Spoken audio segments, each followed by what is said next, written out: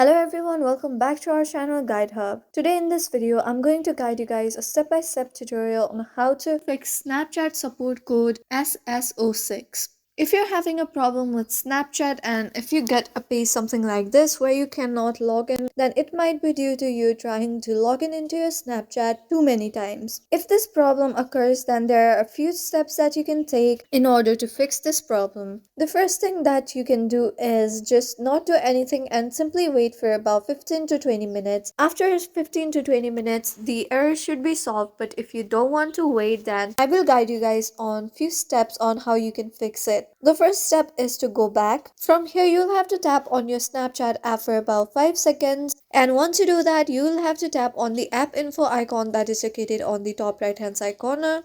From here, you'll have to scroll down and you'll have to tap on the stories option that is located on the users category.